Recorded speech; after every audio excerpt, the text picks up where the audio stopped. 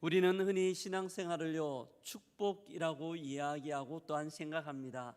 예수 그리스도를 믿고 살아가는 것이 우리 가운데 행복이죠. 하나님이 주신 평안도 있고 기쁨도 있어요. 주의 자녀로서 누리는 큰 축복들이 우리의 삶들 가운데 있기 때문입니다. 근데 신앙생활이 이런 축복만 있는가 하면 그렇지는 또 않아요. 우리의 삶들 가운데 예수 믿는 것 때문에 우리가 감당해야 되는 많은 짐들, 특별히 그리스도를 따르기 때문에 주께서 말씀하셨던 것처럼 우리의 십자가를 지고 따라가야 되는 어려움도 있기 때문입니다. 제가 예전 청년 사역할 때 한 청년이 모임에서 자기의 삶을 나누며 기도를 부탁했습니다. 목사님, 정직하게 직장생활을 하려고 하는 것이 왜 이렇게 힘든지요? 제가 정직하게 어떤 일을 처리하려고 하면 주위에서 너무나 따가운 눈총으로 저를 봅니다. 야, 그냥 대충 해. 그러면 너도 편하고 우리도 좋잖아. 너도 승진 기회가 더 많이 늘어날 수 있어. 왜 그래? 라는 눈빛으로 쳐다본다는 거예요. 말씀을 따라 살려고 하니 당장 자기에게 오는 핍박들이 너무나 두렵고 또한 승진 기회가 날아가는 것 같은 두려움이 있어서요. 어렵다는 겁니다.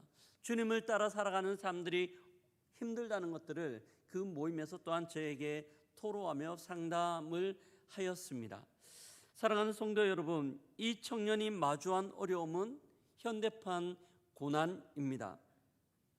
세상은 너만 손해본다, 너만 힘들 수 있어 라는 말로 우리를 핍박하기도 하고 우리를 세차게 몰아세우기 때문이죠. 혹 이런 두려움들이 우리의 마음 가운데 쑥 들어오면요, 이것이 우리의 마음을 확 사로잡아서 우리의 신앙을 위축시키거나 주님을 따라가는 우리의 발걸음들을 무겁게 만들 때가 있기 때문입니다. 어떻게 해야 될까요? 주님이 걸어가신 길은 갈채만 환호만 받았던 넓은 길이 아니었습니다. 가끔씩은요, 때로는 철저히 외면당하고 고통이 전제된 좁은 길이었습니다.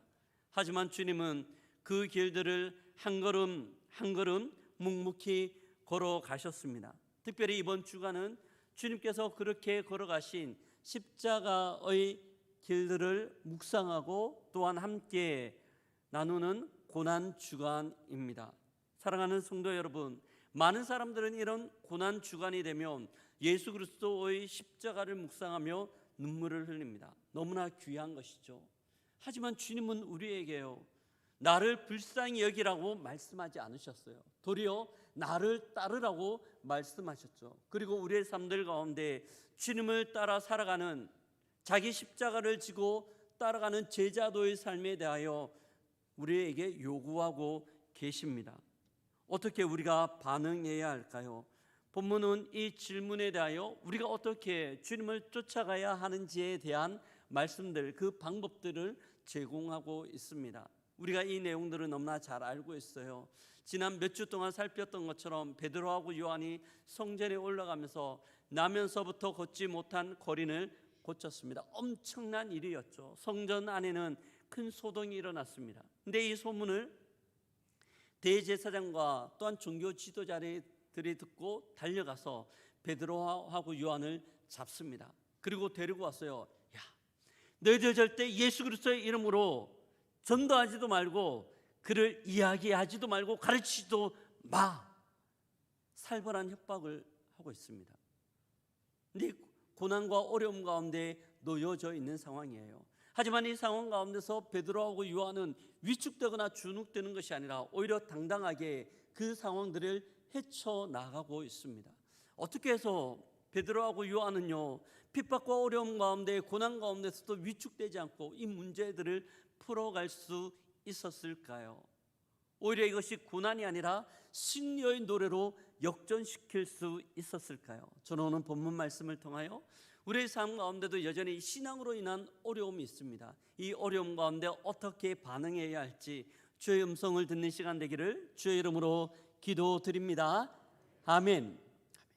저는 말씀을 통하여서 살펴보고 싶은 첫 번째는요, 항상 영광은 고난과 함께 동행한다는 거예요. 고난과 영광이 함께 공존하는 길이라는 겁니다. 우리는 주님을 잘 믿으면 인생이 형통할 것이라 생각을 합니다. 그래서 우리가 흔히 전도할 때 전도 멘트로 예수 믿으면 어떻다고 이야기합니까? 예수 믿으면 복 받습니다. 예수 믿으면 복 받습니다. 예수 믿고 복 받으십시오 라고 이야기합니다. 맞습니다. 예수 믿으면 주께서 우리의 삶들을 책임지시고 하나님의 은혜로 채워주시기 때문에 무엇과도 바꿀 수 없는 복이에요.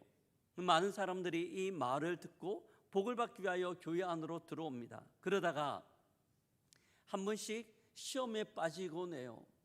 예수 믿으면 모든 것들이 만사형통이고 복일 거라 생각했는데 신앙생활을 하다가 보면요, 우리가 짊어져야 되는 어려움과 자기 십자가가 덜커덕 놓여져 있기 때문입니다. 그걸 경험할 때마다 마음에 부담감이 되고 어떨 때는 시험에 듭니다. 예수 믿는 것은요, 영광과 함께 고난도 포함하고 있기 때문입니다. 예수님 사역도 마찬가지입니다. 3장에 보면요, 베드로하고 요한이 성전 안에서 설교했던 내용이 있죠.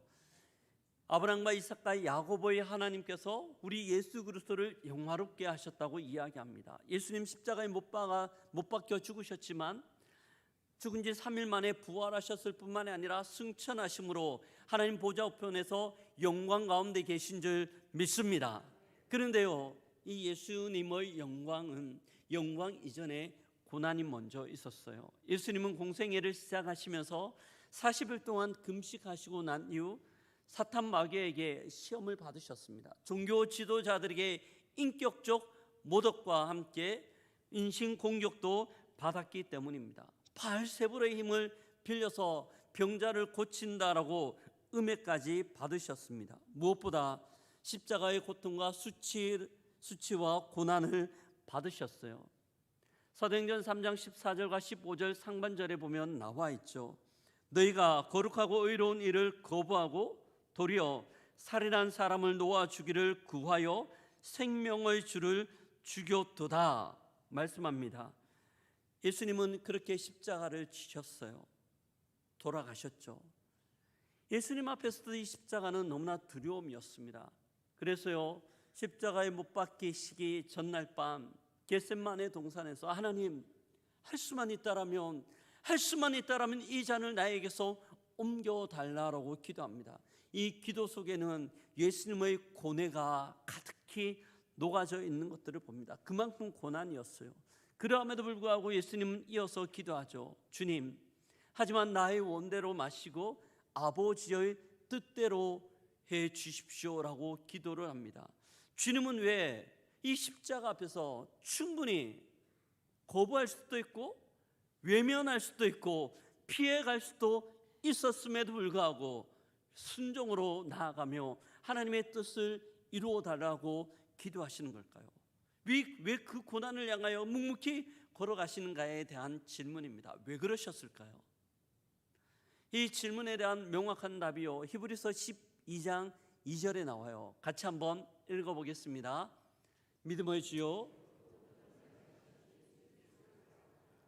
그는 그 앞에 있는 기쁨을 위하여 십자가를 참으사 부끄러움을 개의치 아니하시더니 하나님 보좌 우편에 앉으셨느니라. 아멘. 그는 그 앞에 있는 기쁨을 위하여 십자가를 참으사 부끄러움을 개의치 아니하시더니 라고 말씀하고 있습니다. 주님은 아셨어요. 이 고난의 길을 통과해야만 부활과 승천의 영광스러움을 경험한다는 것들요, 또한 알고 계셨어요.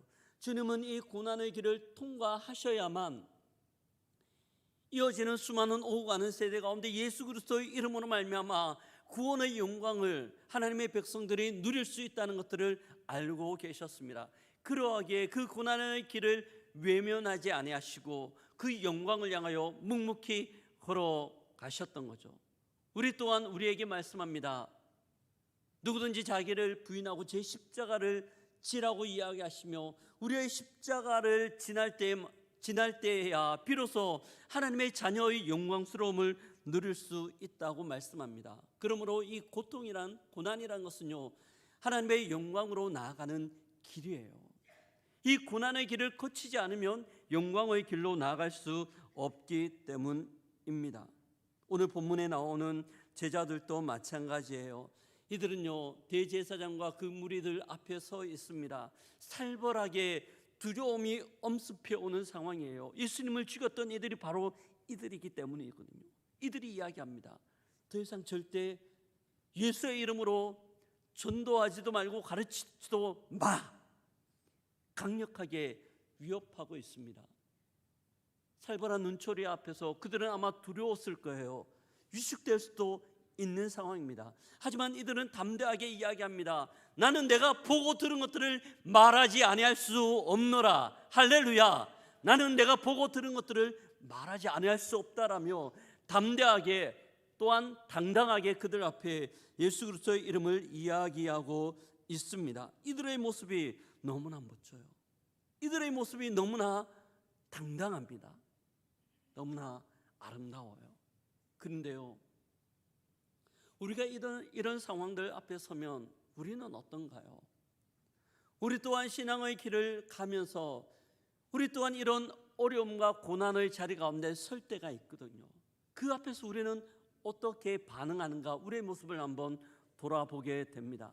많은 현대 그리스도인, 저를 포함하여 현대 그리스도인들은 고난의 길을 제쳐두고 영광만 취하기를 원하고 있고 좋은 것만 있었으면 좋겠다고 그렇게 기대합니다.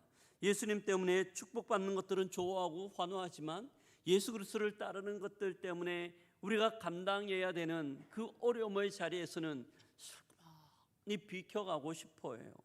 내가 헌신하거나 또한 내가 손해 봐야 되는 부분들에 대해서는 이런 핑계 저런 핑계를 찾으며 나와는 상관없는 일인 것처럼 자기 체면을 걸고 또한 사람들을 향하여 그렇게 변명 아닌 변명을 할 때가 있기 때문입니다. 사랑하는 성도 여러분, 나의 편안함을 추구하려는 욕구가 더 크기 때문에 이런 일이 일어납니다. 하지만 고난은 이것을 극복하는 과정입니다. 쉽지 않지만 꼭 이것이 필요해요. 꼭 이것이 필요해요. 여러분 혹시 헬스장에 다녀보신 분들이 있습니까? 저도 헬스장에 다니는데요, 한 번씩 운동하다가 보면 근력 운동을 하죠. 힘들어요. 근데 혼자 운동할 때도 힘들지만 트레이너하고 같이 운동할 때는 완전히 힘듭니다. 너무너무 힘들어요. 오늘은 10개 정도 하시죠. 그래서 열심히 힘을 내고 10개까지 듭니다. 이때 꼭 트레이너가 하는 말이 있죠. 하나만 더. 있는 힘을 다 짜내서 10개를 했는데 하나 더 하라고 하는 거예요. 손을 부 떨면서 마지막 10개까지 쭉 밀어 올립니다. 그럴 때 우리는요, 죽을 것 같은 통증이 있어요. 죽을 것 같은 근육이 찢어지는 듯한 통증이 있습니다. 그런데 이 통증은 부상이 아니라 우리의 근력을 키우는 성장입니다. 사랑하는 성도 여러분, 이 성장이에요. 특별히 운동선수들에게는 이것이 더 중요합니다. 우승의 면류관을 바라보며 그 영광을 바라보고 달려가는 운동선수들은요, 끝까지 그들의 고난을 통과합니다. 왜냐하면 그 고난 이후에 그들에게 주어질 영광, 그들이 우승의 시상대 위에 설 것들을 기대하는 마음들이 있기 때문이에요. 당연히 영광을 위하여 고난은 통과해야 되는 길이라고 생각을 하고 있습니다. 사랑하는 성도 여러분, 말씀을 따라 살아가려고 할 때 보는 손해도 있고요, 예수님 때문에 받는 오해도 있습니다. 또한 그런 모든 것들은 통증이에요. 하지만 이 통증은 우리의 신앙이 살아있다는 증거인 줄 믿습니다. 하늘의 상급이 쌓여져 가고 있는 과정이에요. 우리가 어떤 중요한 계약들을 합니다. 아파트 살 때. 근데 계약금을 걸잖아요. 계약금을 걸 때 그 아파트가 나의 소유가 되지는 않았지만 우리는 그 과정들, 잔금을 치르고 기다리는 과정들이 지루하지 않아요. 계약금을 걸었기 때문에 그것이 이미 내 것이라고 생각을 하고 있습니다. 주님 안에서 누리는 영광도 마찬가지입니다. 우리는 고난의 터널을 통과하고 있지만 이 고난 뒤에 하나님께서 우리에게 주실 그 영광이 우리에게 주어지기에, 그 영광이 바로 눈앞에 놓여져 있기에 감사하며 감당하게 되는 줄 믿습니다. 사랑하는 성도 여러분, 그래서요 히브리서 13장 12절과 13절에서는 우리에게 이런 요청들을 하고 있는데요. 같이 한번 읽어봅니다. 그러므로 예수도 자기의 피로서 백성을 거룩하게 하려고 선문 밖에서 고난을 받으셨느니라. 그런즉 우리도 그의 치욕을 짊어지고 영문 밖으로 그에게 나아가자. 그런즉 우리도 그의 치욕을 짊어지고 영문 밖으로 주님 계신 그곳으로 나아가자로 말씀하고 또한 권면하고 있습니다. 사랑하는 성도 여러분, 우리가 주님 앞으로 나아가는 길은 어떤 길인가요? 많은 사람들이 찾는 편한 넓은 길을 가고 있습니까? 아니면 주님을 쫓아 좁은 길을 가고 있습니까? 좁은 길은 단순히 고생하는 길이 아니라 그 끝에 완성될 하나님 나라의 기쁨을 목적으로 하는 길입니다. 그 길들을 따라갈 때 주께서 우리를 향하여 예배해 주신 하나님 나라의 기쁨들이 기다리고 있는 줄 믿습니다. 그러기에 이 고통이란 것은요, 영광과 함께 짝을 이루어서 온다는 거예요. 우리가 잊지 않아야 합니다. 잊지 않아야 합니다. 수동적인 신앙을 가진 사람들에게 고난은 피해야 할 장애물이에요. 하지만 승리의 신앙을 가지고 있는 사람들에게는 이 고난은 영광을 위한 과정이라고 생각을 하고 있기 때문입니다. 흔히 하는 말들이 있죠. No cross, no crown. 십자가가 없으면 면류관도 없다는 이야기입니다. 근데 이런 이야기를 하면 어떤 분들이 그런 질문 던질 때가 있습니다. 목사님, 꼭 고난이 있어야 되나요? 고난이 없이 그냥 영광으로 점프해서 갈 수는 없습니까? 그런 질문을 합니다. 여러분 어떻습니까? 우리의 신앙생활 가운데 이런 고난 없이 영광으로만 직접적으로 갈 수는 없을까요? 영광으로 바로 갈 수 있는 방법은 없을까에 대한 질문입니다. 참 쉽지 않는 질문이에요. 이 질문에 대한 답을 어떻게 찾을 수 있을까요? 저는 오늘 본문이 그 답을 어느 정도 제공해 주는 것 아닌가 생각합니다. 본문에 나와 있는 상황들을 역으로 한번 생각해 볼까요? 오늘 대제사장과 그 문중 앞에 제자들 베드로하고 요한이 잡혀 있어요. 절대 예수 그리스도의 이름을 말하지도 말고 가르치지도 말라고 엎어놓으며 그들을 협박하고 있습니다. 너무 두려웠을 거예요. 근데 그 앞에서 베드로하고 요한이 당당하게 이야기하죠. 근데 역으로 이 두려움이 너무나 컸기 때문에 대제사장들과 그 문중 앞에서 베드로하고 요한이 이렇게 얘기했다고 생각해 보겠습니다. 그래요, 알았어요. 우리가 다시는 그렇게 이야기하지 않을 거예요. 당신들이 이야기하는 대로, 당신들이 말하는 대로 그렇게 살아가겠습니다 라고 했다라면 어땠을까요? 물론 베드로하고 요한은 그렇게 하지 않았습니다.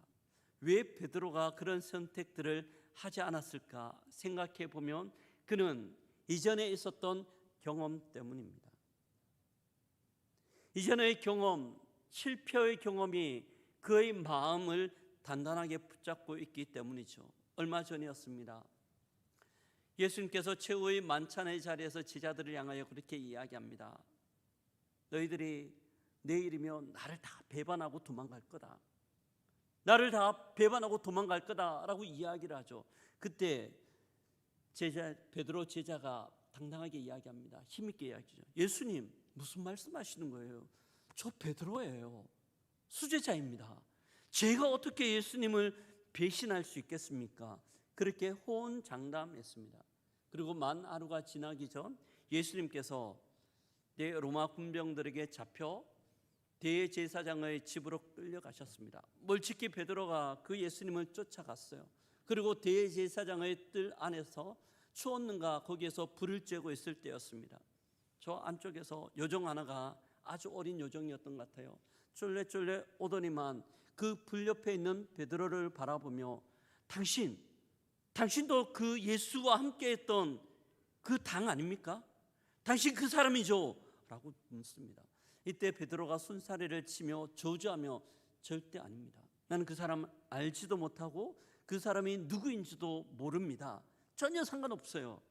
이렇게 3번 부인하자 닭이 울게 됩니다. 이때의 모습을 마태복음 26장에서는요 그렇게 표현합니다. 그가 밖으로 뛰어나가 대성통곡하며 울었다고 이야기합니다. 이때 베드로의 눈물은 어떤 눈물일까요? 부끄러움의 눈물이고요, 수치의 눈물이고, 자기가 그렇게 연약할 수밖에 없는 자기의 연약함에 대한 통회하는 눈물이었을 거라 생각합니다. 그는 동일한 수치스러움을 다시 한번 반복하고 싶지 않았을 거예요.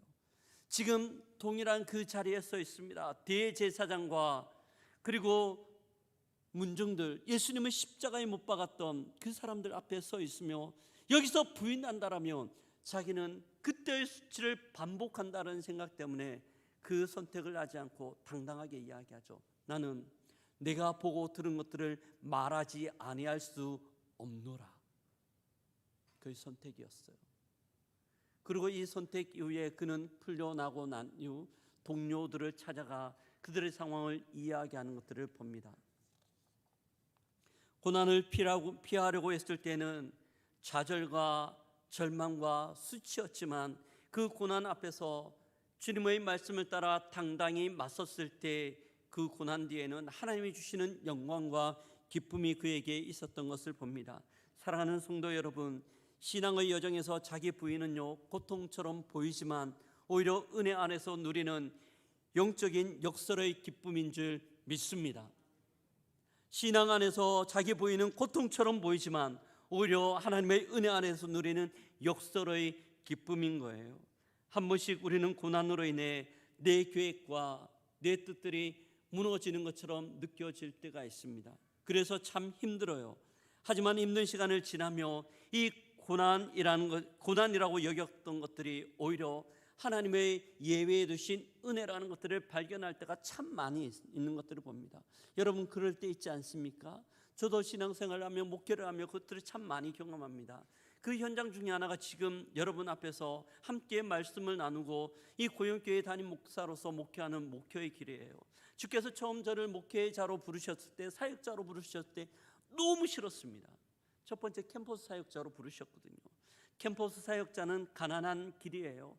제가 어릴 때 가난했기 때문에 그 가난을 스스로 선택하는 건 정말 싫은 일이었습니다. 하지만 하나님의 너무나 명확한 부르심이 있었기에 그때는 마지못해 하는 순종이었지만 시간이 가면 갈수록 그 순종이 저에게 얼마나 큰 축복인지, 얼마나 감사한 건지 이루 표현할 수 없을 정도입니다. 하나님은 그 고난, 나의 실패라고 생각했던 그 고난을 변하여 하나님의 영광의 은혜를 저에게 선물로 주신 줄 믿습니다. 고난이 고난으로 끝나는 것이 아니라 오히려 영광으로 변화되는 것이죠. 사랑하는 성도 여러분, 이것은요, 내가 죽고 그리스도가 사는 은혜입니다. 자기 부인은 나를 억누르는 고통이 아니라 내 안의 욕심으로부터 자유로워지는 거예요. 해방입니다. 자기 부인은 나를 억누르는 고통이 아니라 내 안의 욕심으로부터 자유로워지는 해방인 것이죠. 베드로는 이것을 직접적으로 경험하였잖아요. 그래서 그는 베드로 전서 4장 13절에서 이렇게 말씀하는데요, 같이 한번 읽어봅니다. 오히려 너희가 그리스도의 고난에 참여하는 것으로 즐거워하라. 이는 그의 영광을 나타내실 때에 너희도 즐거워하고 기뻐하게 하려 함이라. 아멘. 너희는 오히려 너희가 그리스도의 고난에 참여하는 것으로 즐거워하라. 이는 그의 영광을 나타내실 때 너희로 즐거워하고 기뻐하게 하려 함이라 말씀하고 있습니다. 고난은요, 실패의 길처럼 보이지만 하나님의 기쁨으로 들어가는 비밀 통로가 되는 거예요. 고난은 실패의 길처럼 보이지만 하나님의 기쁨으로 들어가는 비밀 통로가 되는 것입니다. 진주는요, 조개 속에서 모래가 들어갔을 때 생기는 게 진주입니다. 그 조개 속에 모래 한 알이 들어갔어요. 근데 그 모래가 진주살을 뚫고 들어가며 굉장히 아픔을 줍니다. 그래서 조개는 계속해서 그 모래를 밖으로 배출시키려고 참 많이 움직입니다. 근데 어떻게 모래가 밖으로 나가지 않아요. 그럴 때 진주는요, 생명의 에너지를 쌓아내어 그 모래를 감쌉니다. 긴 시간 동안 그 모래를 인내와 사랑으로 감쌀 때 나중에 그 조개 속에서 모래의 알이 주는 고통으로 말미암아 영롱한 진주가 만들어지는 거죠. 그것이 진주의 탄생입니다. 만약 그 조개가 모래를 밖으로 밀어냈다라면, 그 고통을 밖으로 밀어냈다라면 어땠을까요? 나중에 그 조개는요, 사람들에게 잡혀 그냥 한 끼 식재료로 쓰임받고 없어지는 거예요. 하지만 그 고통을 품고 인내하며 사랑과 은혜로 품을 때 그 고통은 진주가 되는 겁니다. 사랑하는 성도 여러분, 우리의 삶에 들어온 껄끄러운 모래와 같은 고통은 어떤 겁니까? 그 고통 앞에서 우리는 어떻게 반응하고 있습니까? 예수 그리스도로 말미암은 그 고통, 우리의 사랑과 인내로 은혜로 품을 수 있기를 주의 이름으로 축복합니다. 그럴 때 그 고통은 진주가 되어집니다. 우리의 고통은요, 지금 진주가 되어지고 있는 과정이에요. 우리의 고통은 진주가 되어지는 과정입니다. 우리 모두가 그래요. 마지막 질문이에요. 이 조개가요, 진주를 만들기 위하여 모래를 품는 건 참 쉽지 않아요. 너무나 고통스럽거든요. 근데 이 고통스러움들을 어떻게 이겨낼 수 있을까? 어떻게 이 고통을 잘 지나갈 수 있을까에 대한 질문입니다. 오늘 본문 가운데 나오면 제자들의 모습을 보면 알 수 있습니다. 제자들이 이 대제사장과 문중 앞에 잡혀져 있다가 놓여지고 난 이후 이들이 제일 먼저 한 것은 그들의 동료들을 찾아가는 겁니다. 그리고 그들이 당했던 모든 일들을 이야기해요. 그들이 첫 번째 한 것은 알리메, 23절에 보면 알리메입니다. 모든 모습들, 그들이 당했던 어려움들을 다 이야기를 하는 거죠. 사탄은요, 우리의 신앙을 무너뜨리기 위한 하나의 방법으로 계속해서 우리를 고립시킵니다. 야, 너만 힘든 거야, 너만 어려운 거야. 계속해서 우리를 고립시키려고 합니다. 하지만 하나님의 방법은 그렇지 않아요. 하나님은 우리를 공동체로 부르셨어요. 우리를 공동체로 부르셔서 함께 그 어려움들을 나누게 합니다. 신앙은 혼자 하는 거지만 신앙생활은 절대 혼자 하는 것 아니기 때문이죠. 이들이 그들의 고통을 나눴어요. 만약 혼자서 그 고통을 가지고 있었다라면 그 고통은요, 하나님 앞에서 그 고통은 신세 한탄이에요. 하지만 공동체와 함께 그 고통을 나눌 때 그 고통은 공동체 안에서의 사명이 되는 줄 믿습니다. 이 사명을 가지고 공동체가 함께 기도하고 있어요. 그런데 이들의 기도가 굉장히 특이합니다. 이들의 기도가 굉장히 특이해요. 29절이 그들의 기도인데요, 같이 한번 읽어보겠습니다. 주여, 이제도 그들의 위험함을 두어 보시옵고 또 종들을 하여금 담대히 하나님의 말씀을 전하게 하여 주시옵소서. 아멘. 담대히 하나님의 말씀을 전하게 하여 주시오며라고 기도하고 있습니다. 이들의 기도는요, 고난 가운데 환경을 바꿔달라고 기도하지 않아요. 주님이 이 고난을 저에게서 멀리 떠나가게 해 주십시오 기도하지 않아요. 도리어 하나님, 이 고난 가운데 나를 담대하게 하시고 이 고난을 이기게 할 수 있는 성령의 은혜를 주옵소서, 이렇게 기도하고 있는 거죠. 이들의 기도 가운데 하나님께서 응답하셨어요. 그러자 이들이 모여있던 기도하던 땅이 흔들렸다고 이야기하고 있습니다. 사랑하는 성도 여러분, 세상이 이들의 마음을 흔드는 것처럼 느껴졌지만 이들이 하나님 앞에 기도할 때 성령이 이들의 마음을 붙잡고 세상을 흔들게 될 줄 믿습니다. 성령 충만으로 말미암아 고난 가운데 넘어지는 것이 아니라 오히려 그 고난으로 인하여 성령 하나님께 더 가까이 나아가고 그 주님께 자기의 삶과 자기의 신앙을 의탁하게 되는 겁니다. 사랑하는 성도 여러분, 고난이란 단어가 주는 부담과 어려움, 두려움이 누구에게나 있습니다. 어떤 경우에는 두려움 때문에 숨고 싶고 회피하고 싶은 마음도 있어요. 우리의 감정입니다. 솔직한 감정이에요. 그런데 이 솔직한 감정 가운데 우리의 의를 내어두면 어떻게 될까요? 이 감정 가운데 우리를 내어두면 우리는 두려움의 동굴 가운데 들어갈 수밖에 없어요.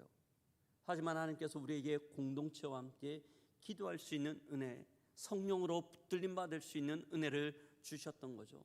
대표적인 인물이요, 저는 엘리야라고 생각합니다. 엘리야는 위대한 선지자였어요.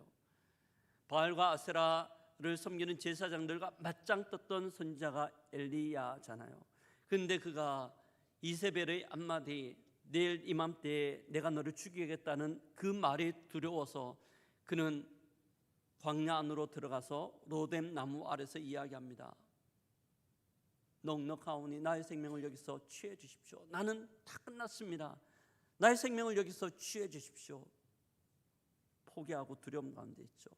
이런 엘리야를 살렸던 것은 다른 것 아니었어요. 하나님의 산 호렙에서 주님을 만나는 것과 함께 바알에게 무릎 꿇지 않는 7,000명의 동력자들을 만나는 거였습니다. 그럴 때 그는 이 모든 상황 가운데 이겨 나아갈 수 있었습니다. 사랑하는 성도 여러분, 사탄은 우리를 각계에 격파하려고 합니다.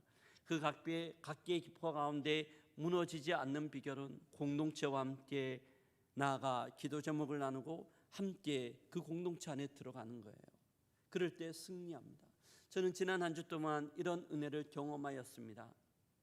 연초에 하나님께서 저에게 이 공동체를 바라보며 꿈을 안아주셨는데요, 사랑의 국수 나눔 사역이었어요. 이웃들과 함께 이 사랑을 함께 나누는 사역을 했으면 좋겠다는 마음이 너무나 강력하게 들었습니다. 혼자 기도했죠. 시간이 가는데요, 이걸 해야 되는데 너무 부담이 되는 거예요. 어떻게 하지? 어떻게 이 사역을 펼쳐가지? 이 사역에 대한 꿈들을 나누고 기도하던 중에 하나님께서 너무나 감사하게 섬김 사역부 가운데 기획팀을 만들어 주셨습니다. 이 기획팀 안에서 어떻게 사역을 펼쳐가야 될지, 홍보를 어떻게 해야 될지 논의를 하였고요, 함께 기도하던 중에 사람들을 붙여주셨어요. 드디어 지난주 수요일이 되었습니다. 첫 번째 국수 나눔 사역이었어요. 저는 믿음이 없어서 그런가요? 첫 번째이기 때문에 많이 와봤자, 정말 많이 와봤자 한 100명 정도 오지 않을까 그렇게 생각했는데 할렐루야, 주께서 220명을 보내주신 줄 믿습니다. 너무나 감사한 시간이었어요. 돌아가는 분들이 행복하게 그렇게 돌아가는 거예요. 묻습니다. 다음에 또 와도 됩니까? 너무 맛있는데 다음에 옆에 사람들 데리고 또 와도 됩니까? 오셔도 됩니다. 많이 오셔도 됩니다 라고 이야기했습니다.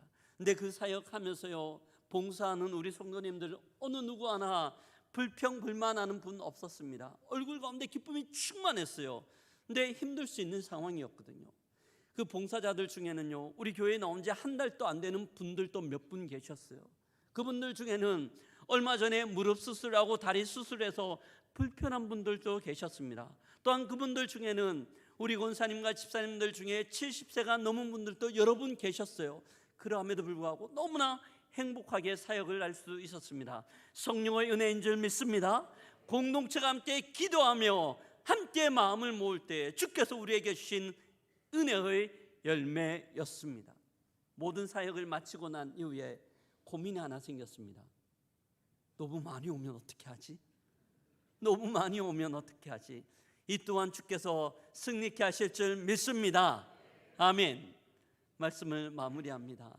사랑하는 성도 여러분, 신앙생활과 주님을 따르는 제자도는 고난을 내포하고 있는 단어입니다. 맞아요. 어려워요. 어떨 때는 우리를 위축되게 만들 때도 있습니다. 하지만 잊지 않아야 됩니다. 우리가 공동체 안에 함께 기도하며 주님 앞에 나아갈 때 이 고난은 고난 가운데 머물러 있는 것이 아니라 영광을 향하여 나아가는 통로라는 것들을 잊지 않아야 합니다.